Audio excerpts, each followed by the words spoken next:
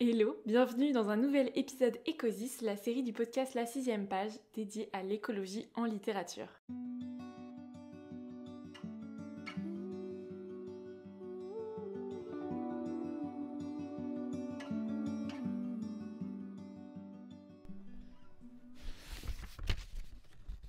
Aujourd'hui, on va parler de livres qui abordent l'environnement, l'engagement, l'écologie ou même tout simplement la nature, mais surtout de livres que je n'ai pas encore lus.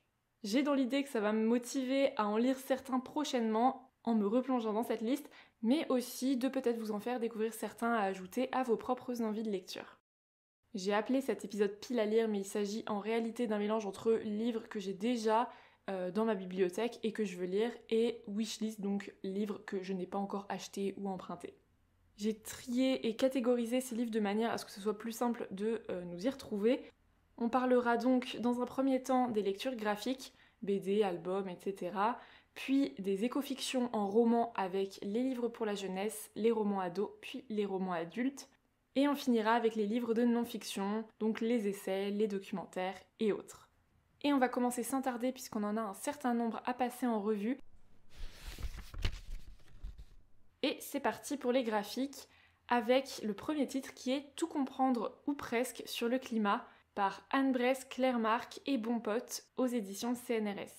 C'est un ouvrage donc graphique qui a vraiment pour but de lutter contre la désinformation et reposer un petit peu les bases des connaissances sur tout ce qui concerne le climat, puisque c'est vrai qu'aujourd'hui on a quand même une sacrée montée en puissance des climato-sceptiques, enfin il y en a de plus en plus en fait, et c'est quand même un courant qui est assez dangereux puisque c'est des informations qui sont extrêmement réductrices, qui sont déformées, et en fait ça vient aussi de des informations globales, c'est pas forcément voulu que les informations soient erronées, mais voilà, il y a de plus en plus d'informations qui circulent qui ne sont absolument pas correctes et qui sont relayées sur les réseaux sociaux et autres médias.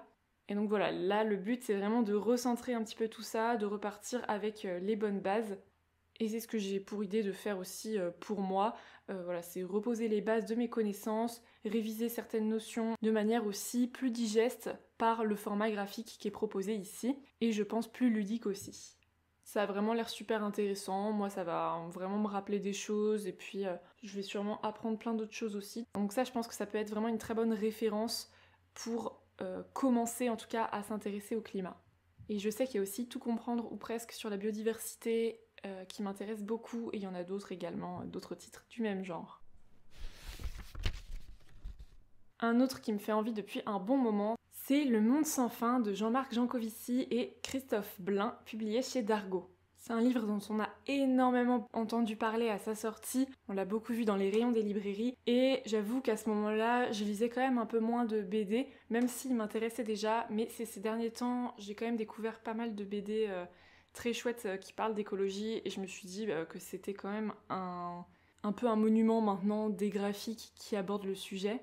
Donc là, je pense que ça va aller assez en profondeur quand même sur certains thèmes. Et voilà, on va parler de changement climatique, enjeux économiques.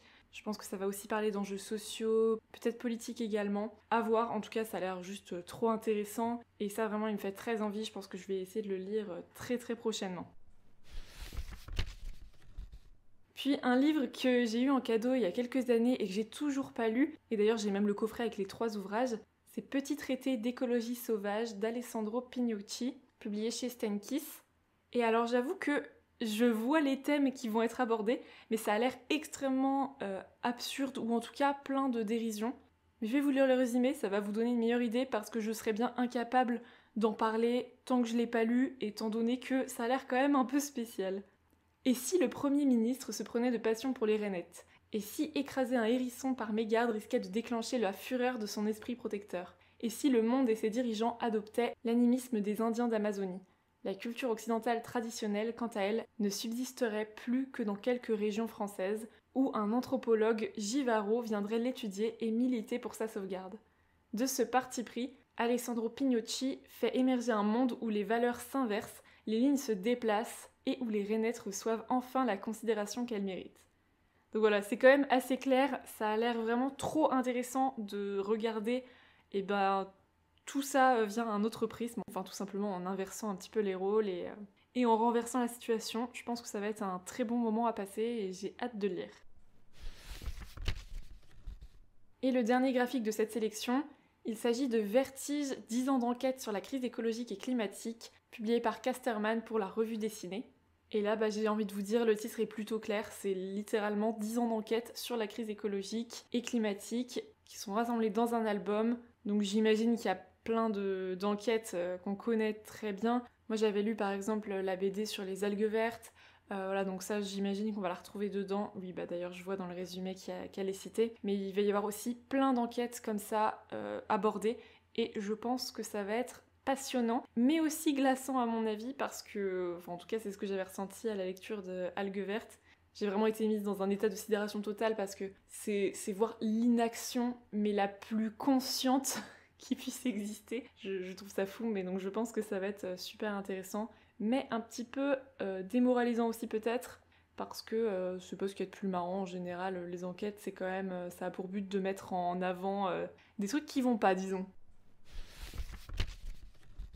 On passe maintenant aux éco-fictions, donc globalement c'est des romans, et on commence avec la jeunesse, avec le 2e tome d'April et le dernier ours, écrit par Anna Gold, et c'est publié en brochet chez Seuil. J'ai lu le tome 1 il y a quelques mois et je l'ai vraiment beaucoup aimé. C'était très doux, une très belle histoire pour la jeunesse. On y suit Avril qui vit seule avec son père scientifique, qui, suite au décès de sa femme 7 ans plus tôt, s'est réfugié dans le travail, quitte à délaisser totalement sa fille. Et alors que le climatologue annonce à sa fille qu'ils vont partir vivre tous les deux sur une île au large du Svalbard, dans le grand nord norvégien, elle va y voir l'occasion rêvée de se rapprocher de lui. Mais finalement, bien loin de passer du temps ensemble, son père se retrouve encore plus occupé qu'avant, et April arpente donc chaque jour l'île seule, jusqu'au jour où une formidable rencontre, assez inattendue, va changer son destin. Avec ce livre, on était vraiment transportés dans les courants de vent froid du Grand Nord, et surtout le sujet était traité avec beaucoup de justesse, de douceur, mais aussi d'urgence, pour quand même sensibiliser les enfants. On apprend des choses sans avoir l'effet encyclopédique qu'on peut parfois reprocher aux livres qui souhaitent apporter des informations sur certains sujets. Et puis on suit cette petite fille qui est quand même très touchante, qui a beaucoup de tendresse et de bienveillance. Et quand je me suis lancée dans ce livre, je ne savais pas qu'il y aurait une suite. Donc voilà, je vais essayer de la lire très prochainement tant que l'hiver n'est pas encore trop terminé. Parce que c'est pas vraiment le genre de livre qu'on a envie de lire au bord de la mer. Je voudrais ensuite découvrir la saga Les Enfants des Saules, qui est composée de 3 tomes écrits par Charlotte Bousquet et publiés chez Gulfstream. Et on nous dit qu'il s'agit d'une trilogie fantastique qui mêle magie élémentaire, sensibilisation écologique et quête d'identité. Et comme souvent dans les récits pour les enfants, ça passe beaucoup par la sensibilisation à la cause animale ou aux arbres. Souvent c'est des figures assez emblématiques et surtout qui touchent beaucoup les enfants. Et donc j'ai l'impression que c'est un petit peu ça qui va revenir également. Et puis avec toute une histoire ici de magie oubliée, d'école de magie. Donc je pense que ça peut être vraiment très chouette à découvrir. Et puis moi j'adore découvrir des livres pour la jeunesse. Donc je pense que ça va être très chouette. Et cette fois-ci, un one-shot encore pour la jeunesse, écrit par Natacha Farran, c'est Notre château dans les arbres, qu'on retrouve chez Gallimard Jeunesse. Pour Béa et Rafi, Ravenwood avec sa crique, ses hirondelles et ses bois sauvages, c'est chez eux, leur refuge. Alors que la maison puisse être vendue, pire, transformée en hôtel, impensable. Hélas, les adultes demandent rarement leur avis aux enfants. Lorsque Yggdrasil, leur arbre préféré au sommet duquel est perchée leur cabane, est menacé, Béa et Rafi lancent la mission sauvetage de Ravenwood. Donc encore une fois ici, vous voyez, on a cette figure de l'arbre qui est assez chouette à mettre en scène dans les récits pour enfants. Donc là encore, voilà, je pense que ça va être très, très chouette. Et puis c'est un tome unique, donc ça se lit en général assez bien, assez vite. Et le dernier livre pour la jeunesse, il s'agit d'un livre en anglais puisque c'est sa version originale et qu'il n'a pas été traduit pour le moment du moins. C'est A Chameleon, A Boy and a Quest par J.A. Mir, qu'on peut retrouver en brochet chez New Growth Press. Et il s'agit du premier tome d'une saga de 4 tomes. On y suit un orphelin qui a vécu toute sa vie au cœur de l'Afrique et il a servi dans la maison d'un grand-oncle où il est assez ignoré. Il passe sa vie à faire des corvées et il est un peu résigné. Il se dit qu'il sera jamais heureux, il a peu d'espoir que les choses changeront un jour. Jusqu'au jour où, en allant chercher de l'eau, un caméléon le salue par son nom et lui annonce qu'ils vont se lancer dans une grande quête ensemble. Et donc ici, dans cette quête, on va parcourir l'Afrique et je pense que ça va être super intéressant, même si ça a l'air un peu étrange cette histoire de caméléon. Mais c'est vrai que j'ai lu assez peu de livres qui se passent en Afrique, qui parlent ou non d'écologie d'ailleurs, et j'avoue que c'est un pays que j'aime beaucoup découvrir par la littérature. J'avais lu quelques livres que j'avais vraiment adorés, et donc ça me dit vraiment beaucoup de lire ce livre. Je pense que le fait que ça soit une littérature jeunesse va faire que l'anglais va quand même être assez accessible. Normalement, je devrais pas trop avoir de problème. Donc voilà également une lecture que j'aimerais faire. Et on passe au roman ado avec la saison 2 de Polar Vert. Donc j'avais lu la saison 1 il y a peut-être 3 ans, quelque chose comme ça, 2-3 ans. Et j'avais beaucoup aimé, ça n'avait pas été un coup de cœur, mais ouais, j'avais vraiment bien aimé. C'est juste que c'était pas tout à fait à ce à quoi je m'attendais, et je m'attendais pas à des histoires de mafia. Et j'avoue que c'est pas ce que je préfère en littérature globale. En général, quand il y a des histoires de mafia, j'y vais pas. Mais c'est juste la surprise qui a fait que du coup ça m'a un peu interpellée. Mais après, j'ai vraiment pris le goût au récit. Donc la saison 2, d'après ce que j'imagine, ça va vraiment être la suite directe de la saison 1, donc des 2 premiers tomes. Donc en tout, il y a 4 tomes à Polar Vert. C'est une saga qui a été écrite par Thierry Colombier, publiée en broché chez Milan et en poche désormais chez le livre de poche jeunesse. Et le court résumé donne vraiment le ton du récit. Une plage bretonne recouverte d'algues vertes toxiques, un cavalier dans le coma, et sa sœur Clairvy qui court tout droit vers l'enfer.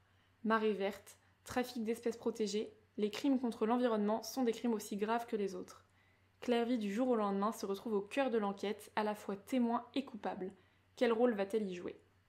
Donc c'est vraiment ça, on est dans une sorte d'histoire où Clairvy, elle a un rôle assez central et qui oscille tout le temps entre, pour être un peu manichéen, mais voilà, le bien et le mal, en tout cas, elle est tout le temps un peu, le cul entre deux chaises, c'est un peu ça.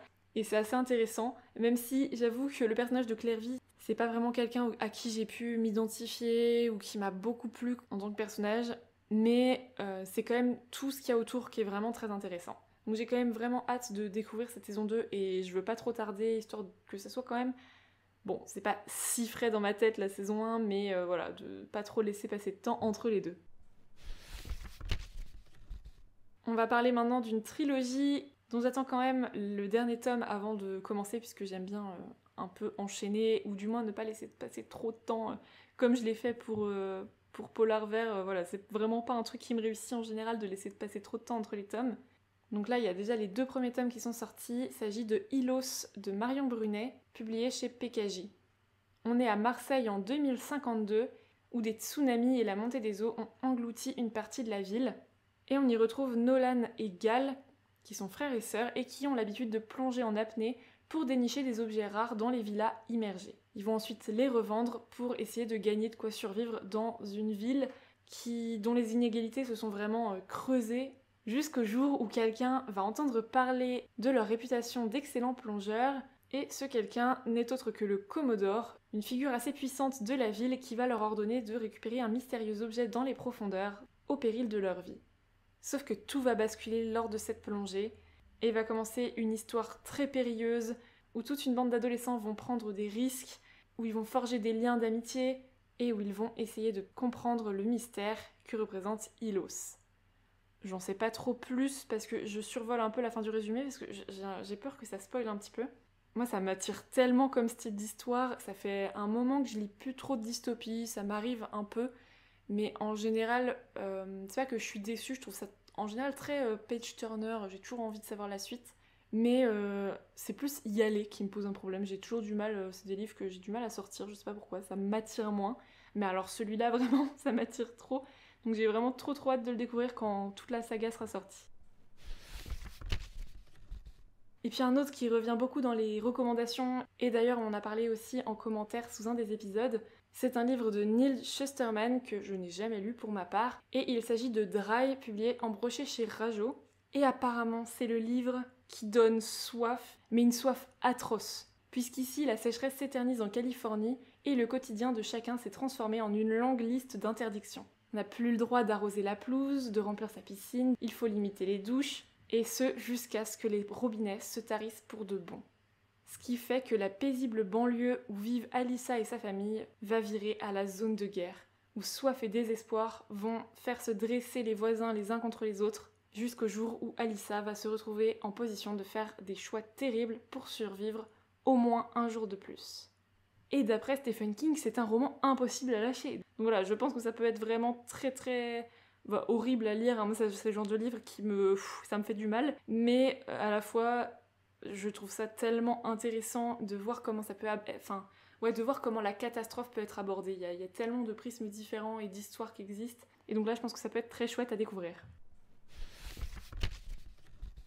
On va parler maintenant des romans adultes, puisque j'essaie quand même de plus en plus d'en lire, en fait, et puis tout simplement, c'est ce qui naturellement maintenant m'attire de plus en plus. Voilà, je grandis, ça fait déjà un certain nombre d'années que je suis adulte, mais c'est vrai que jusqu'ici, notamment le young adulte m'attirait beaucoup, mais en fait, tout ça me plaît beaucoup encore. Hein. C'est juste que petit à petit, voilà, j'ai de plus en plus envie de découvrir des romans vraiment adultes.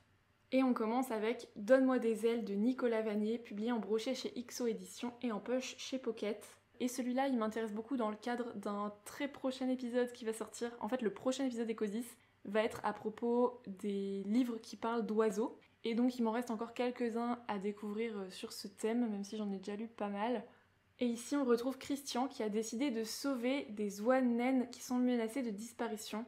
C'est devenu son combat et il a même quitté la ville pour s'installer au cœur de la Camargue, en pleine nature, au milieu des oiseaux. Et c'est là qu'il va échafauder son plan en secret, qui est un projet assez fou puisqu'il voudrait habituer des oisons dès la couveuse au bruit d'un ULM pour un jour voler avec eux en escadrille sur une nouvelle route migratoire à l'abri des dangers. Moi je trouve que ça a l'air trop beau comme récit. Ça me fait beaucoup penser à un film que j'ai pas mal regardé quand j'étais petite, c'est L'Envolée sauvage. C'est comme ça une jeune fille qui élève des oies pour qu'elles volent avec elle en ULM. Et donc ça me dit vraiment beaucoup.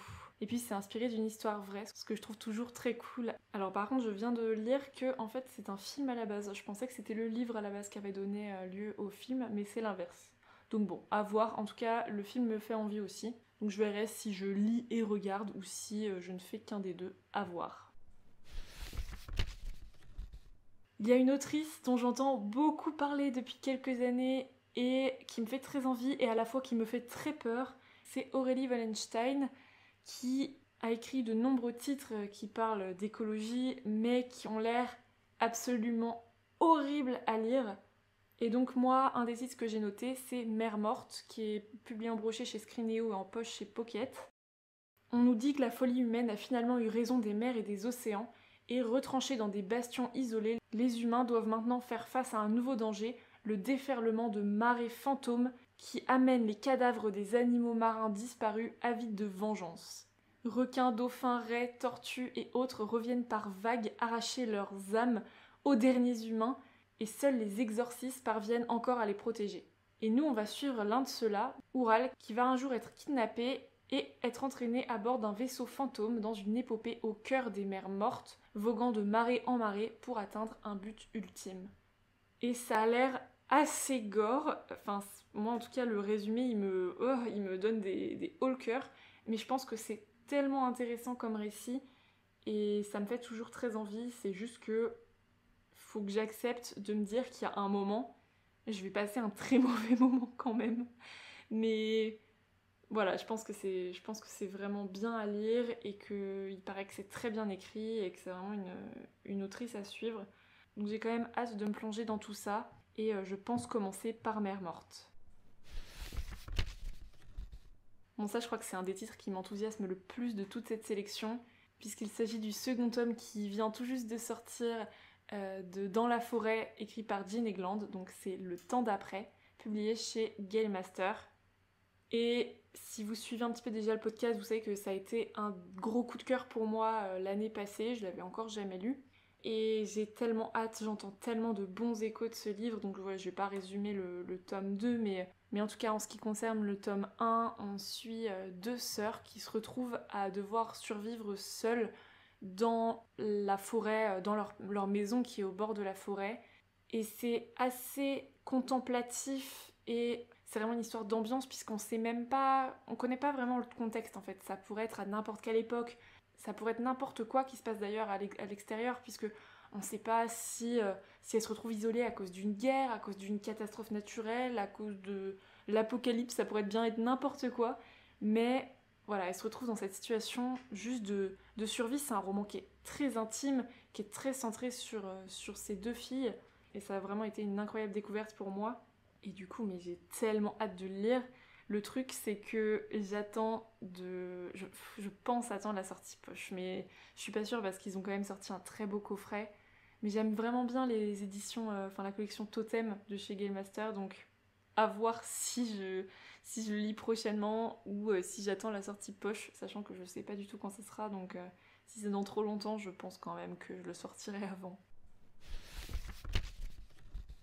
Et puis un livre qui, paraît-il, va me détruire mon âme, comme d'ailleurs l'a déjà fait un autre titre de l'autrice que j'ai lu très récemment, c'est Je pleure encore la beauté du monde de Charlotte McConaghy, à retrouver en brochet chez Gaïa. Et ce que j'adore avec ces livres, c'est qu'on suit souvent des figures scientifiques ou alors qui ont vraiment une passion pour la nature. Donc j'avais lu Migration, où on suivait une femme qui se passionnait pour les oiseaux. Et ici, on va suivre une biologiste qui mène un programme de réintroduction des loups dans les Highlands écossais, puisqu'on compte sur eux pour restaurer un écosystème qui est en crise.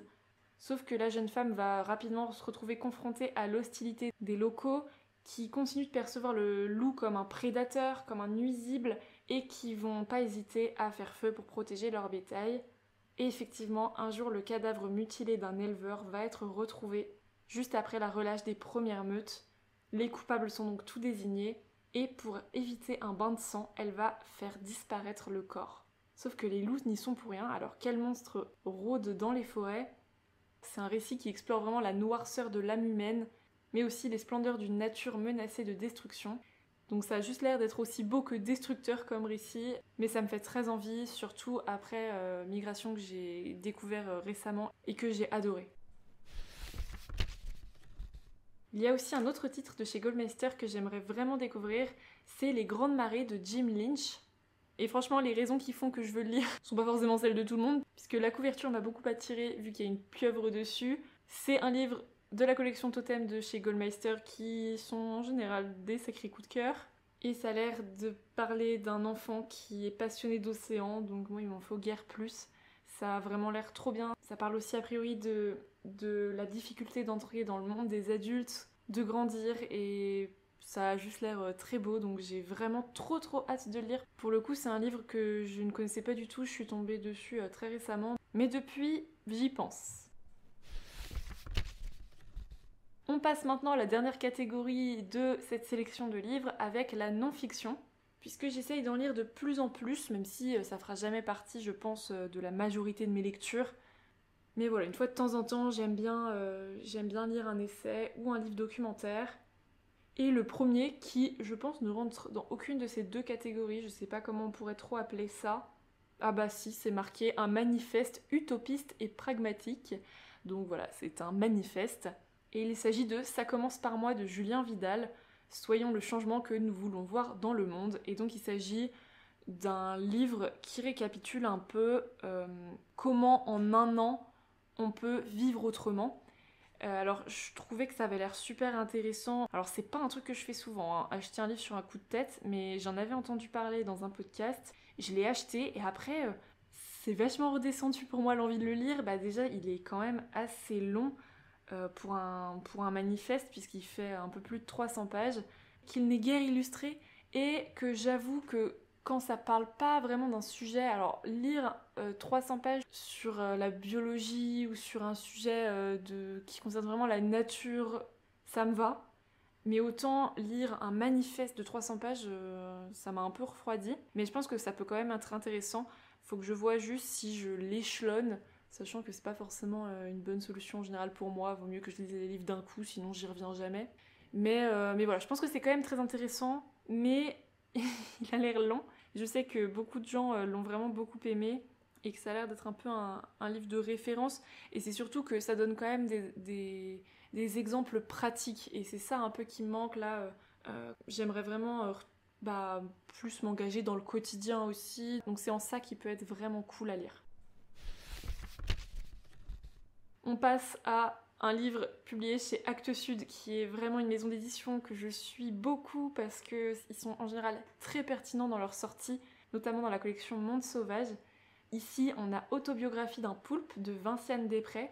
Et là, pour le coup, je veux même pas lire le résumé. Je suis même pas sûre que ça soit vraiment un ouvrage documentaire. Je pense que c'est plutôt à la limite entre la fiction, la pensée, et aussi, je pense, des éléments vraiment documentaires, prouvés scientifiquement. Mais via ces livres, Vinciane Després, parce qu'il y en a un autre dont je vais vous parler un petit peu après, elle a l'air vraiment de vouloir montrer d'autres modes de pensée via les animaux. Enfin, je sais pas, ça a l'air en tout cas assez spécial mais assez intéressant. Donc ça, vraiment, ça me fait très très envie. Et de toute façon, dans cette collection, il y en a tellement qui me disent. Donc voilà, je pense commencer avec celui-ci ou l'autre dont je vais vous parler à la fin de l'épisode. Et on enchaîne avec Le règne du vivant d'Alice Ferney, publié chez Babel. Magnus Wallace, militant écologiste, parcourt les mers à bord de l'Arrowhead pour arraisonner les navires baleiniers qui braconnent en zone protégée. C'est un combat pour les droits de l'animal, une insurrection singulière qui force l'admiration racontée dans un roman qui célèbre la beauté du vivant et la nécessité d'une prise de conscience. Voilà, j'ai pas grand chose à ajouter. Moi, ça me dit totalement, j'adore les livres qui mêlent histoire vraie et fiction. J'adore aussi apprendre des choses sur des militants, sur des manières de s'engager, et je pense que ça va être passionnant. On repasse à la fameuse collection Monde Sauvage de chez Actes Sud avec Manière d'être vivant de Baptiste Morisot. Et avec ce livre, j'ai vraiment l'impression qu'on essaye de mettre en exergue le fait qu'on fait tous partie d'un seul monde, malgré cette propension qu'a l'être humain de séparer les choses et de s'identifier en tant qu'être humain et de séparer tout le reste, en fait, de voir ça comme la nature. Voilà, il y a l'humain, il y a la nature, avec les animaux et toutes les autres espèces vivantes et un petit peu tout ce qui englobe le monde. Et je pense que ça va être tellement intéressant. C'est vraiment un livre qui nous montre comment on peut apprendre à se sentir vivant, à s'aimer comme vivant.